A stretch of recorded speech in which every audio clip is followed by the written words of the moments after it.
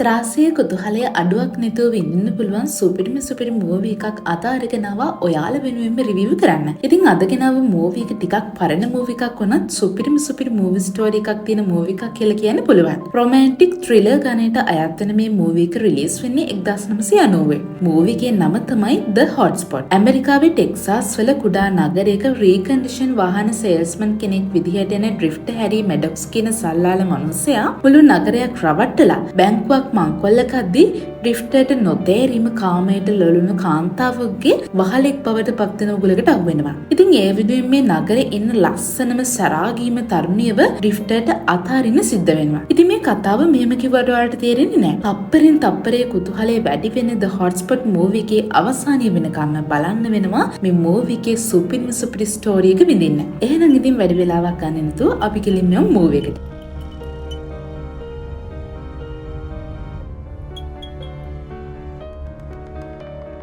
Movie එක පටන් ගනිද්දී පෙන්නනවා ඩ්‍රිෆ්ට් හැරි මැඩොක්ස් කියන මේ පුද්ගලයා එනවා ටෙක්සාස් වල තියෙන කුඩා නගරයකට. අපි මෙයාව හැරි කියලා අඳුනගමු. ඉතින් ඊළඟට හැරි එනවා බාර් එකකට බියර් එකක් බොන්න.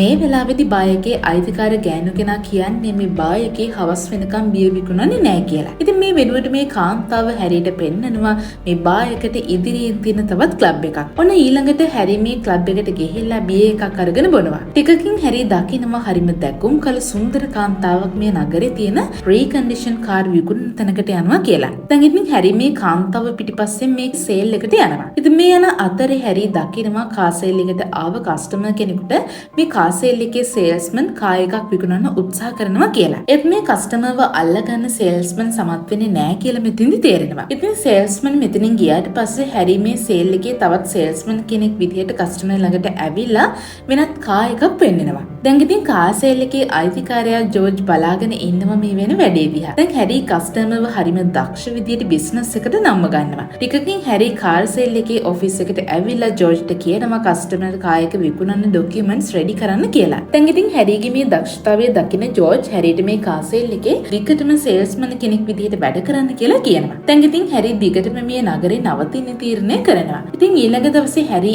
එනවා කාර් සේල් එකේ වැඩ කරන්න. ඉතින් මේ වෙලාවේදී ජෝර්ජ් හැරිගේ අතට ඩොකියුමන්ට්ස් වගේක් ගෙනල්ලා දීලා කියනවා කාර් එකක් අරගෙන පේමන්ට් මගහරින ක්ලයන්ට් කෙනෙකුගෙන් සල්ලි එකතු කරගෙන එන්න කියලා. ඉතින් මේ වෙලාවේදී හැරි මේ වැඩේ කරන්න බෑ කියලා කියනවා. ඉතින් හැරි කියනවා එයා සේල්ස්මන් කෙනෙක් මිසක් ණය එකතු කරන කෙනෙක් නෙමෙයි කියලා. හැබැයි ඉතින් ටික වෙලාවකින් හැරි දැනගන්නවා අර හැරි කලින් දවසේ දැකපු ලස්සන කෙල්ල එකන් තමයි මේ ණය එකතු කරගෙන එන්න යන්න තියෙන්නේ කියලා. ඉතින් හැරි කැමති වෙනවා ජෝර්ජ් කියපු ණය එකතු කරගෙන එන්න යන්න. ඊළඟට ග්ලෝරියා කියන මේ ලස්සන කෙල්ලත් එක්කන් හැරි යනවා ණයකාරයාගේ ගෙදරට. ඒත් මේ ගෙදර කවුරුත්ම පේන්නේ නැහැ. ඉතින් ග්ලෝරියා කියනවා සමහර විට මේ ණයකාරයා මේ ළඟ තියෙන දියපාරක් ළඟ ඇති කියලා. ඉතින් ග්ලෝරියා කියනවා මම ගිහලා බලලා එන්නම් කියලා. ටික වෙලාවකින් ග්ලෝරියා ආයෙම එනවා. මේ වෙලාවේදී ග්ලෝරියා හැරිට කියනවා ණයකාරයා ණය ගෙව්වා කියලා. ඒත් මේ වෙලාවේදී ෆ්‍රැන්ක් කියන මේ ණයකාරයා ගෙදරට එනවා. ඉතින් මේ වෙලාවේදී තේරෙනවා ග්ලෝරියා කිව්වේ බොරුවක් කියලා. ඒත් මේ වෙලාවේදී ග්ලෝරියා ෆ්‍රැන්ක් ළඟට ගිහිල්ලා හැරිට ඇහෙන්නේ නැති වෙන යමක් ෆ්‍රැන්ක් එක්කන් කතා කරනවා. මේ වෙලාවේදී ඉතින් හැරිට හිතා ගන්න බෑ මේ මොකක්ද වෙන්නේ කියලා. ටිකකින් ග්ලෝරියා ඇවිල්ලා කායකට නැගලා හැරිට කියනවා ආයෙම කාර් සේල් එකට යමු කියලා. ඉතින් ආයෙම එන අතරේ හැරි කායක නවත්තලා ග්ලෝරියාව කිස් කරනවා. ඒත් ඉතින් ග්ලෝරියා මේකට ඉඩ දෙන්නේ නැහැ. හැරි ග්ලෝරියාට ඇනුම්පද කියනවා ග්ලෝරියාට ප්‍රෑන්ක් එක්ක සම්බන්ධයක් තියෙනවා කියලා. ඉතින් මේ වෙලාවේදී ග්ලෝරියා කියනවා ප්‍රෑන්ක් ගෙවන්න තියෙන ණය කිව්වේ නැහැ. ඒත් ඊට වඩා විස්තර ග්ලෝරියාගෙන් අහන්න එපා කියලා. දැන් ඉතින් මෙතනදී තේරෙනවා මේ ග්ලෝරියාගේ ප්‍රෑන්ක්ගේ අතර යම් රහසක් තියෙනවා කියලා. මේ දෙන්න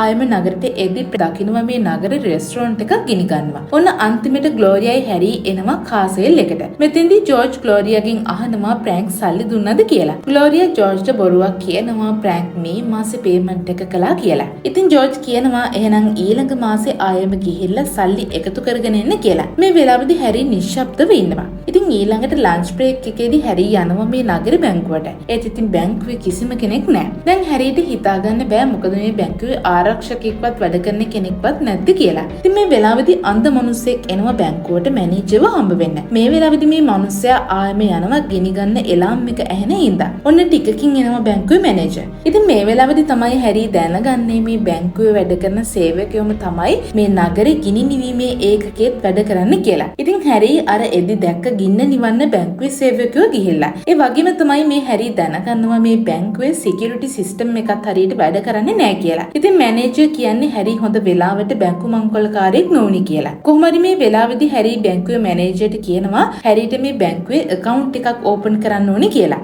ඉතින් හැරි account එකක් ඕපන් කරලා ආයෙම එද්දි බැංකුව ඉස්සරහා තියෙන කඩේක ඔරලෝසුවක් තියා හරිම උනන්දුවෙන් බලනවා කියලා පෙන්නනවා. ඉතින් මෙතනින් පස්සේ ඔන්න මේ කතාවට එනවා කාසෙල් එකේ අයිතිකාරයාගේ බිරිඳ ඩොලි. මෙතෙන්දි තේරෙනවා මේ ඩොලි හරිම සෙල්ලක්කාර චරිතයක් කියලා. ඇත්තටම ඩොලි මේ විදිහට කාසෙල් එකට ඇවිල්ලා තියන්නේ අලුතින් ආව සේල්ස්මන්ව බලන්න. ඒ කියන්නේ හැරිව බලන්න.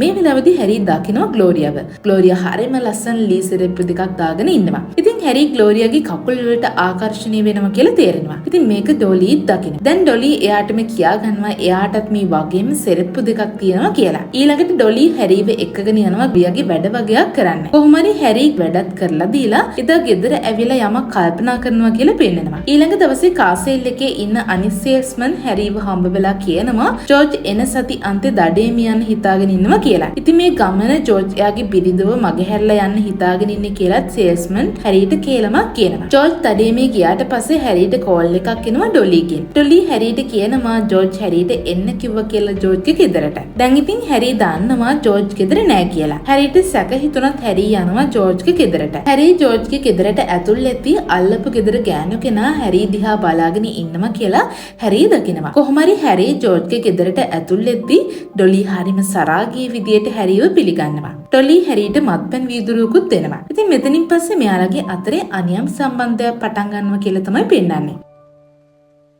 එදා හවස හැරි දකිනවා ග්ලෝරියාව සුපර් මාකට් එකේදී. දැන් හැරි ග්ලෝරියාත් එක්ක ටිකක් කතා කරන්න ඕනේ කියලා හිතනවා. ඉතින් මේ වෙලාවේදී හැරි ග්ලෝරියාගෙන් සමාව ගන්නවා. හැරි කලින් කායක ඇතුළේදී ග්ලෝරියාව කිස් කළාට. ඉතින් ග්ලෝරියාත් හැරිට සමාව දෙනවා. හැරි ග්ලෝරියාට කතා කරනවා කායකේ රවුමක් යන්න. ඒත් ඉතින් ග්ලෝරියා කියන්නේ එයාට විශේෂ වැඩ වගේක් තියෙනවා. ඒක නිසා යන්න විදියක් නැහැ කියලා. ඉතින් ග්ලෝරියාට යන්න තියෙනවා තවත් කස්ටමර් කෙනෙකුගෙන් සල්ලි වගේක් එකතු කරගෙන එන්න. එදාර හැරි ජෝර්ජ්ගේ ගෙදරට පැනලා ඩොලිත් එක්කන් කායක වැසිරෙනවා.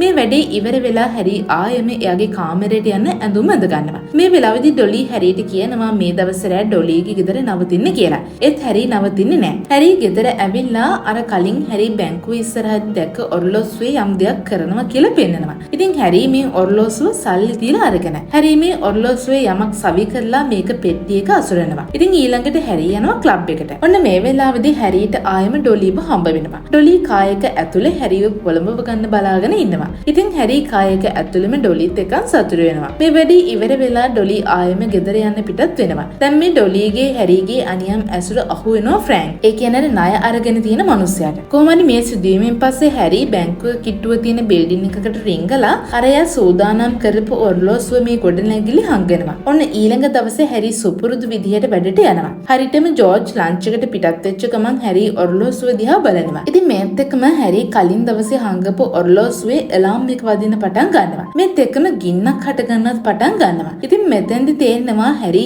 ඕන කමින් මේ නගරේ ස්ථානයක ගින්නක් ඇති කරන්න මේ වැඩේ කළා කියලා. ඔන්න ඊළඟට ගින්න නිවීමේ ඒකකේ යනවා මේ ගින්න නිවන්න. මේ වෙලාවේදී හැරි අනිත් සේල්ස්මන්ට කියනවා හැරි ගින්න ගැන බලලෙන්නම් කියලා. ඒත් ඇත්තටම හැරි යන්නේ මේ වෙලාවේදී බැංකුවට. මේ වෙලාවේදී තේරෙනවා හැරි බැංකුව මංකොල්ල කන්න තමයි මේ ගේම් එක ප්ලෑන් කළේ කියලා. ඉතින් හැරි බැංකු මැනේජර්ගේ ඇඟට රෙද්දක් දාලා මැනේජර්ට පහර දෙනවා.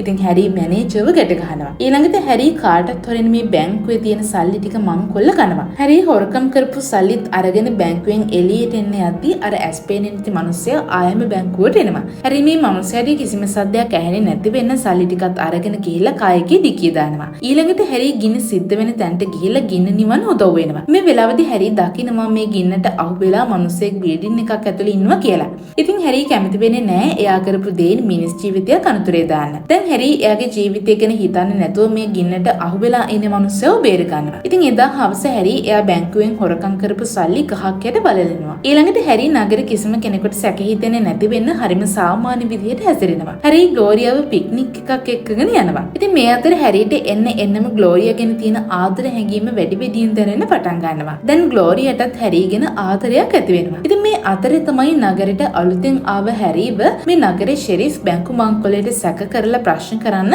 ෂෙරිෆ්ගේ ඔෆිස් එකට ගෙන්නන්නේ. මොකද ෂෙරිෆ් මිනිස්සුන්ගෙන් ප්‍රශ්න කරද්දි දැනගෙන තියෙනවා ගින්න පටන් ගත්ත වෙලාවෙදී හැරීව කවුරුත්ම දැකලා නැහැ කියලා. ඒ වගේම බැංකුවේ මැනේජර්ට කට උත්තරයක් දීලා තියෙනවා මැනේජර් හැරි එක්කන් කිව්වා කියලා මේ බැංකුවේ ආරක්ෂණ පද්ධතිය වැඩ කරන්නේ නැති බව. ඉතින් අන්තිමේදී ෂෙරිෆ් මේ හැරීව කූඩුවට දානවා. ඊට පස්සේ දවසේ ජෝර්ජ් කෝල් කරලා හැරීව එළියට ගන්නවා. දැන් ඉතින් හැරීට එරෙහිව ප්‍රබල සාක්ෂියක් නැති හින්දා ෂෙරිෆ්ටත් හැරීව නිදාස් කරන්න පුළුවන් වෙනවා. ඒත් මෙතනින් පස්සේ ෂෙරිෆ් කියයි හැරීව ලුහුපදිනවා කියලා තේරෙනවා. හැරී යනවා ග්ලෝරියාව හම්බ වෙන්න. ඉතින් මේ වෙලාවේදී මෙතනට එනවා ෆ්‍රැන්ක්. ෆ්‍රැන්ක් ග්ලෝරියාට කියනවා ග්ලෝරියා හැරී එක්කන් එළියට යනවට ෆ්‍රැන්ක් කැමති නැහැ කියලා. දැන් ග්ලෝරියා ෆ්‍රැන්ක් කියන දේ අහලා හැරී එක්කන් එළියට යන එක නවත්තනවා. ඉතින් හැරීට හිතාගන්න බෑ මේ විදි ග්ලෝරියාට මේ ප්‍රැන්ක් එක්කන් තියෙන සම්බන්ධය මොකක්ද කියලා. කොහොම හරි එදා දවසේ ග්ලෝරියා වැඩට එන්නෙත් නැහැ. ඉතින් මේ දවසේ ඩොලි හැරීට කෝල් එකක් දීලා කියනවා රැට ඩොලිව හම්බ වෙන්න එන්න කියලා. ඒත් ඉතින් හැරී කැමති වෙන්නේ නැහැ ඩොලිව හම්බ වෙන්න. මේ වෙලාවේදී ඩොලි හැරීට තර්ජනය කරනවා ඩොලිට හැරීත් එක්කන් තියෙන අනියම් සම්බන්ධය එලි කරනවා කියලා. ඉතින් ඒක නිසා හැරී එනවා ඩොලිව හම්බ වෙන්න. ඉතින් මේ වෙලාවේදී ඩොලි හැරීත් එක්කන් සතුටු වෙන්න හැම දෙයක්ම වගේ පාළු ගොඩනැගිල්ලක සූදානම් කරලා තමයි තියෙන්නේ. ඩොලි හැරීත් එක්කන් සතුටු වෙලා හැරීට කියනවා ඩොලිට මේ වෙදි තියෙන ඇත්තම අපේක්ෂාව මොකක්ද කියලා. ඉතින් ඩොලි කියනවා හැරීට ජෝර්ජ්ට heart attack එකක් හැදුණා කියලා. මේ වෙලාවේදී ડોක්ටර් කියලා තියෙනවා ආයෙම ජෝර්ජ්ට heart attack එකක් හැදුනොත් ජෝර්ජ්ව බේරගන්න බැරි වෙයි කියලා. ඉතින් ඩොලි දැන් හිතන්නේ ජෝර්ජ් ඉවරයක් කරලා ජෝර්ජ්ගේ දේපල අයිති කරගෙන හැරීත් එක්කන් සතුටින් ජීවත් වෙන්න. ඉතින් ඩොලි ජෝර්ජ්ව මරන්න හැරීකින් උදව් ඉල්ලනවා. ඒත් හැරී කැමති වෙන්නේ නැහැ සල්ලි වෙනුවෙන් කෙනෙකුව ඝාතනය කරන්න. තවත් දවසක හැරී ග්ලෝරියාව පික්නික් එකක් එක්කගෙන යනවා. මේ වෙලාවේදී හැරී දකිනවා ග්ලෝරියා අඬනවා කියලා. දැන් ඉතින් හැරී ග්ලෝරියාගෙන් ප්‍රශ්න කරනවා ඇයි අඬන්නේ කියලා. ඔන්න මේ වෙලාවේදී තමයි ග්ලෝරියා මෙච්චර වෙලා හංගගෙන හිටපු රහස එලි කරන්නේ. ග්ලෝරියා හැරීට කියනවා ග්ලෝරියා ප්‍රැන්ක්ට බයෙන් ඉන්න හේතුව. ඇත්තටම ග්ලෝරියාගේ හොඳම යාළුවගේ නිර්වත් ෆොටෝස් වගේක් තියෙනවා ප්‍රැන්ක් ළඟ. ග්ලෝරියායි එයාගේ හොඳම යාළුවයි විලක නිර්වතෙන් නාදී ප්‍රැන්ක් ෆොටෝස් වගේක් අරගෙන.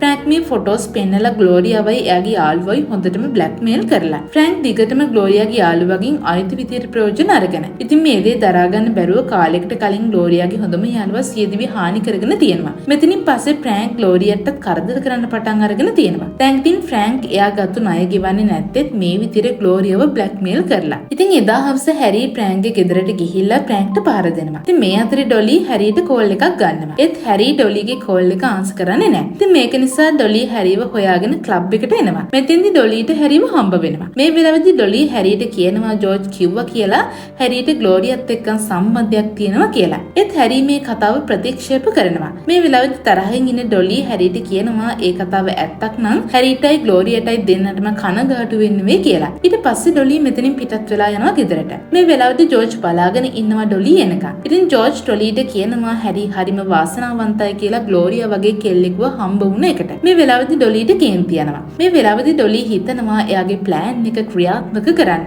ඩොලි ජෝර්ජ්ව එක්කගෙන ගිහිල්ලා ජෝර්ජ් රාගයට පොළඹව ගන්නවා. ඉතින් මේ වෙලාවේදී ඩොලි ජෝර්ජ්ව ඇඳේ ගැට ගහලා ඩොලිගේ ඇත්තම අපේක්ෂාව ජෝර්ජ්ට කියලා ජෝර්ජ්ව ඝාතනය කරනවා heart attack එකකින් මිය ගියා වගේ ඔප්පු වෙන්න. පහවදා උදේ ෆ්‍රැන්ක් එනවා කාසෙල් එකට ආයෙම අලුත් කා එකක් ගන්න. ඉතින් මේ වෙද්දී කලින් දවසේ හැරී පහර දීපු හින්දා ප්‍රැන්ක් හොඳටම තුවාල වෙලා තමයි ඉන්නේ. දැන් හැරී කියනවා කලින් ගත්ත කා එකේ පේමන්ට්ස් හරියට කරලා නැති නිසා අලුතින් කා එකක් ප්‍රැන්ක්ට දෙන්න බෑ කියලා. ඒත් ප්‍රැන්ක් මේක පිළිගන්නේ නැහැ. ප්‍රැන්ක් හැරීට කියනවා ප්‍රැන්ක්ට ටෙස්ට් ඩ්‍රයිව් එකක් යන්න ඕනේ කියලා. දැන් ඉතින් මේ ටෙස්ට් ඩ්‍රයිව් එකේදී ප්‍රැන්ක් හැරීට කියනවා ප්‍රැන්ක් දන්නවා කියලා ගින්න ඇති වුණ වෙලාවේ හැරී එතන නොහිටපු බව. ඒ වගේම හැරී මේ බැංකු මංකොල්ලයට සම්බන්ධ බවට ප්‍රැන්ක් ළඟ සාක්ෂි තියෙනවා කියලා ප්‍රැන්ක් කියනවා. ඉතින් මේ සාක්ෂි ටික ෂෙරිෆ්ට නොදෙන්න නම් ප්‍රැන්ක්ට මේ අලුත් කා එක ගෙනල්ලා දෙන්න කියලා ප්‍රැන්ක් හැරීව බ්ලැක්මේල් කරනවා. දැන් ඉතින් හැරීට වෙන කරන්න දෙයක් නැතුව හැරී මේ කා එක ප්‍රැන්ක්ට දෙනවා. ඔෆිස් එකට ආවට පස්සේ ග්ලෝරියා කියනවා ආයෙම ප්‍රැන්ක් ග්ලෝරියාගෙන් සල්ලි ඉල්ලුවා කියලා. මේ වෙලාවේදී හැරී කියනවා ආයෙම ප්‍රැන්ක්ට සල්ලි දෙන්න එපා කියලා. මේ වෙලාවේදී ග්ලෝරියා කියන්නේ එහෙම නොදුන්නොත් ප්‍රැන්ක් ග්ලෝරියාගේ නිර්වත් ෆොටෝස් එළියට දායි කියලා. ඒත් හැරී කියනවා ඔයා බය වෙන්න එපා කියලා. ඉතින් මේ වෙලාවේදී ග්ලෝරියා අහනවා හැරී මොකක්ද කරන්න හදන්නේ කියලා. හැබැයි හැරී මෙතෙන්දි මොකුත්ම කියන්නේ නැහැ. ඒත් හැරීගේ හිතේ ප්ලෑන් එකක්